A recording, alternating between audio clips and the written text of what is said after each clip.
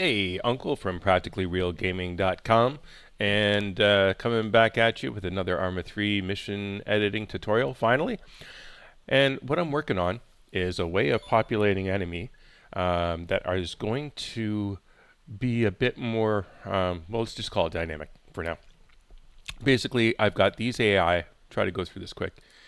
These AI are going to be placed in position, and then if they get killed, I want to wait a period of time, like a half an hour or something like that, and then have them respawn as long as there isn't a player within a certain distance. And I want to be able to set like multiple objective areas and then use the same script.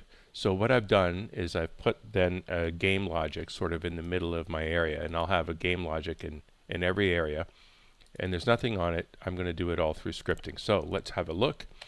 I've got my init server. I'm just doing some stuff where I'm adding things to Zeus, and I've got whether or not I want to show my debug messages. I can set that on the server side, and that's just system chat messages that only show on the server, so I can hide them. Anyway, so I'm going to load up some common functions that I'll show you, and then I'm going to call a script that's going to then spawn the AI in that area. And I had this all in one script, but now I've separated the respawn functions so that I can call them from other objectives areas. So let's have a look at the initialization of this area. All right, I'm just going to message to say that the script ran. I'm going to store all of the units that are in that I've placed. I've got their variable names. All right, their unit names, and store them in this.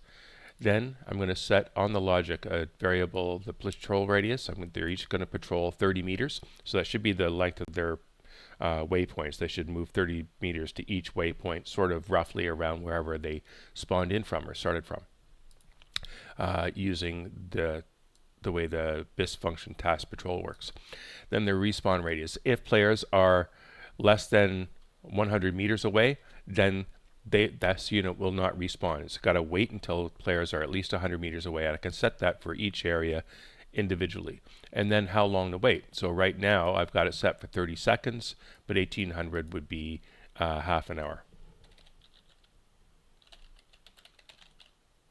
So we'll just store that there because I'm going to set it back.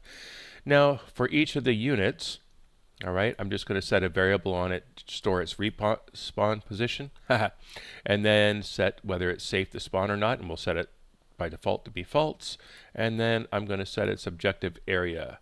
And actually, come to think of it, I'm going to need that over here too, because basically that's going to happen, and set their patrol, and then set a event handler so that when they're killed, it's going to call this function.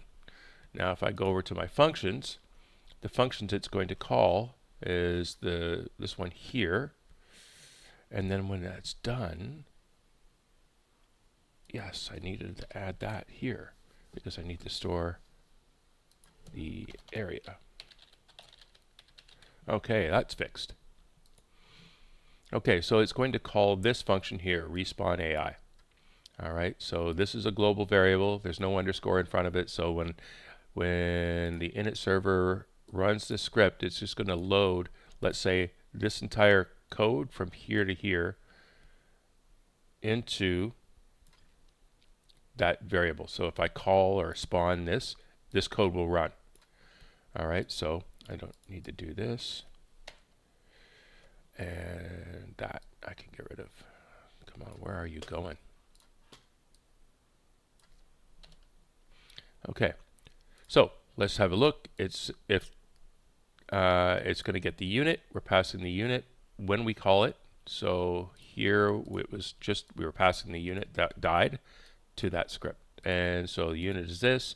Then we get its variable. We set it actually to false just to be safe, and we get its area because we stored what area it belonged to here, and then we're going to store what type, what class name it is, so we can respawn it. And then we're going to get its position that it spawned at, that we stored when mission started. And then we're going to get the area that we is belongs to the unit and get the respawn wait time that we set back in here, which for each area we had different times. So yeah, quite modular. Then we're going to sleep for that amount of time, and then we're going to then call another function that's going to, we're going to pass it the unit and the position, and then look to see if there's any players nearby, and we're going to wait until that returns that it's safe. So then it's going to stop and wait for this other code, which is this one. So when you call this, this is the code that will run when you call that variable name, and it's basically just going to ooh, look at that. I need to add the area to this, not area 3 logic, because that will not be modular. So I need to call, send the area to it. So we're going to go back to the spawn, and we're going to add another parameter, and we're going to area. And then I'm going to add that to here, and we'll equals this select 2.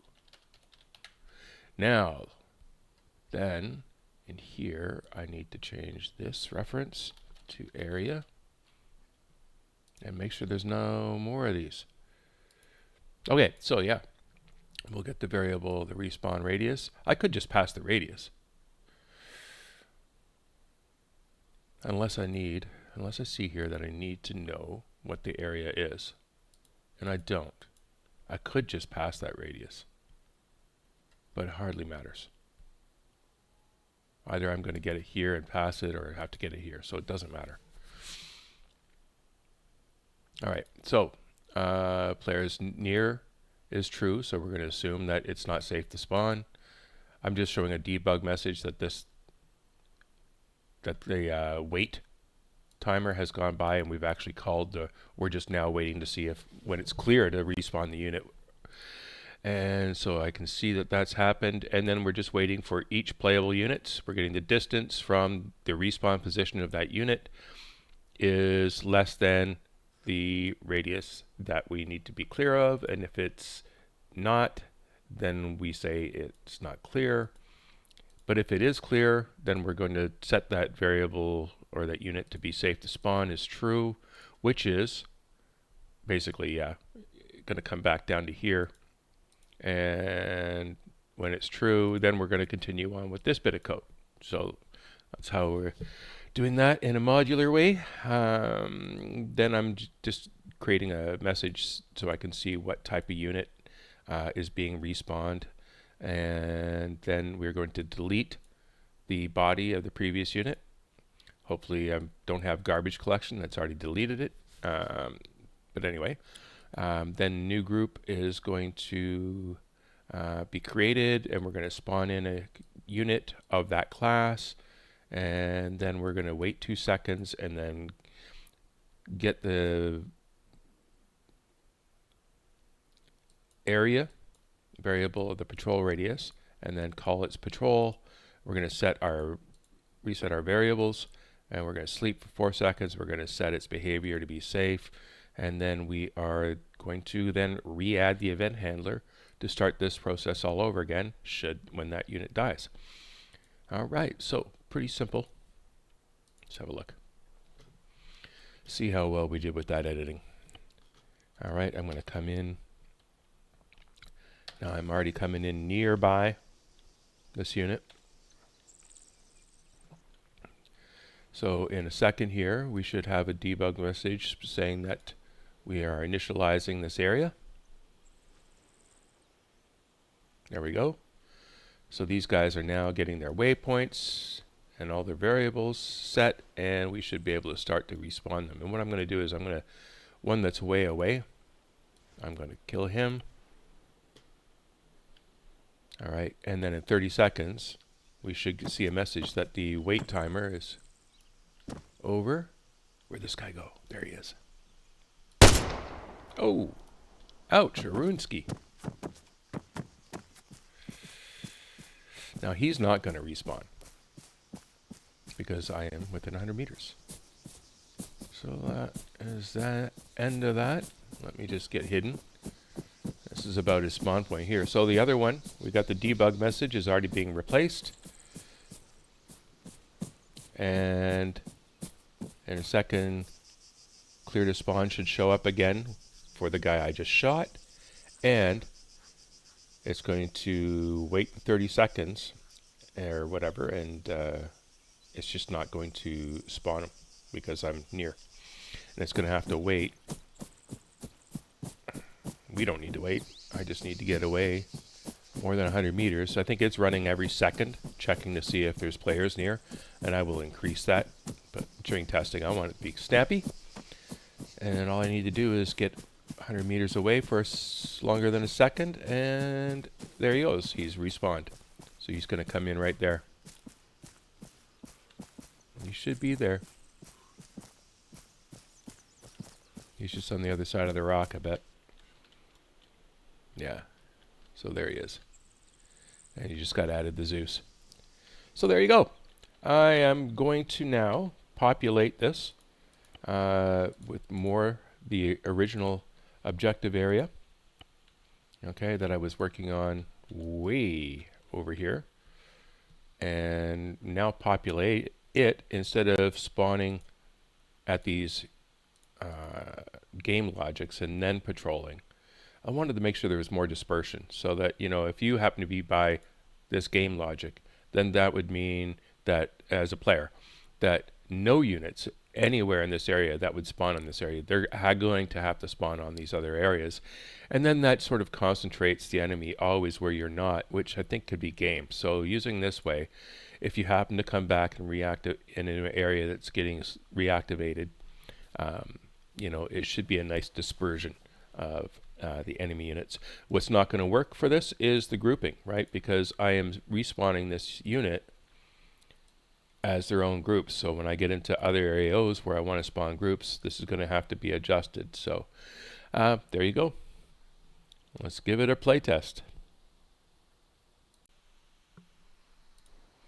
All right, yeah, so coming back, I just modularized this a little bit more, and I've got the first area converted over, and it's working. This one already respawned. This one is waiting because I'm close by.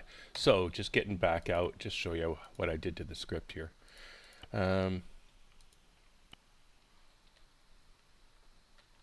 we are. Now, all I've done here is I'm now calling the first area and then waiting 4 seconds and calling the next area. In each of these, I've now made it so that I can copy and paste and create a new area quickly, and added some documentation to it. So it's just going to give me a debug if I want it, so I know what script is run. And now I'm storing the area as a variable. So these, you create a new area, you set these variables to be what you want. You have to name it as an editor. So I will just add that to my other one. I want it to be the same. Come on, there we go. And so that's saved. Yeah. Anyway, so we can just set the area units, set the name of the logic, and then everything else could be the same if you're not going to change the radius or anything like that. So then you can set your times, and this is getting the area from up here. So that's all you need to do is change your area, change the units, and then that's it. Copy, paste, set up a new area, place down some units, name them, put the names into here, bam, you got another area. Like, you know how fast it's going to be to do this. It's you can stop the video now and go away, but I mean, this is my area 2 over here, and I can convert it. That is the main logic. So any of these others I am going to get rid of. I don't think there was any more. Area 2. I love this idea now of taking a layer and making it the hide me layer.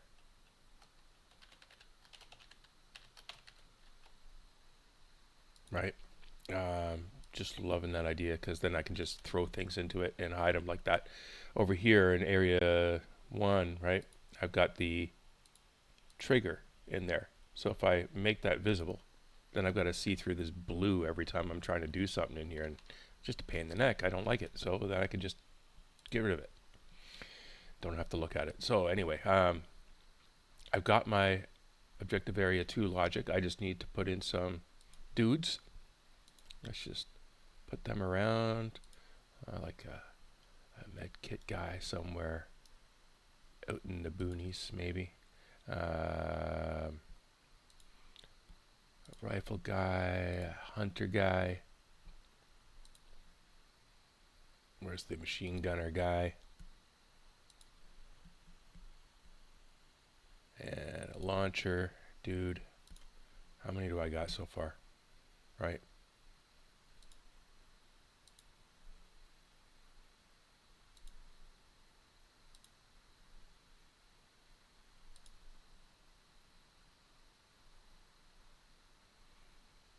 Trying to evenly space it out a bit. Where's the pistol guy? There he is. We'll put him in there. Maybe it'd be good. I really should like take time and sort of put them so they're a little tucked away. But that's all right. Let's get a dealer in here. Okay, I don't know how many I got. 1, 2, 3, 4, 5, 6, 7, 8, 9, 10, 11. Okay, that's fine. You know, it's a big area. I can do 11. So now I just got to name them. So I'm going to go, area 2, AI 1. And I'm just going to do that.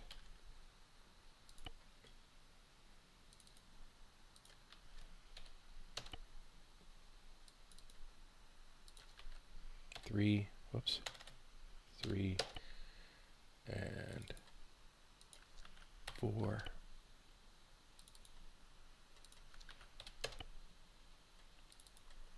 So it's going to be very quick to populate this map now. Now that this is all I have to do. And I can add stronger units, eventually get into scripting better behaviors, all that sort of stuff. Am I 1, 2, 3, 4? Yeah, we're right. 10, and we do 11 on this one. So it doesn't matter if it's 5, 4, 10, 11. The other two were just 10. And what I'm going to do now is get my layer, objective 2 layer, get that open, and just bring these guys down into it, just to keep it nice and tidy.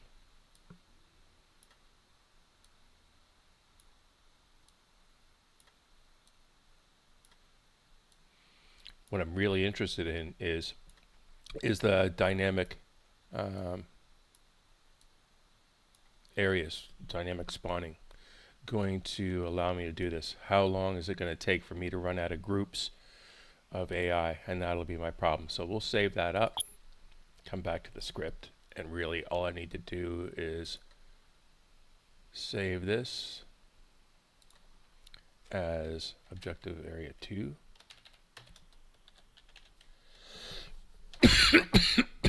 And we'll just say change this to 2.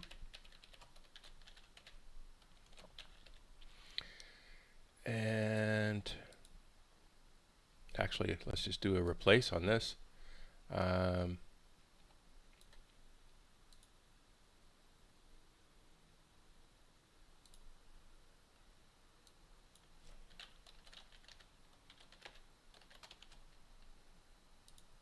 Done.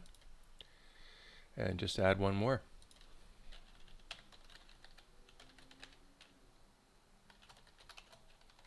Add my 11. Boom. This is done. Like, this will populate. This will be fine. I can bring my player in over here if I want to. I don't need to, but let's just give it a spin. Just make sure it actually works. Oh, hang on. I did not add it to the init. So I got to come back over to here and add another one.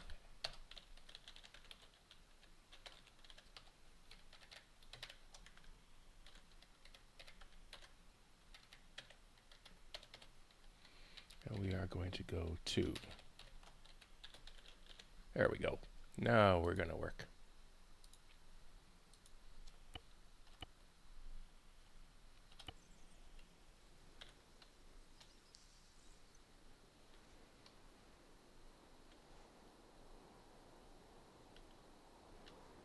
I'm gonna get killed. But there's... Oh, I didn't change the debug message. But these guys are running around now. And it should be just as simple as that. And he should now respawn. But yeah, there it's working. It's populated. It was that quick. What is it? That was less than 10 minutes, and I've got a whole AO populated. And they will respawn. Should be 30 seconds. You should start the check if there's near players. And there we go. Any second here. There it is. And he has respawned, and now he's already added to the curator. We're done. There we go. I'll post this up and share.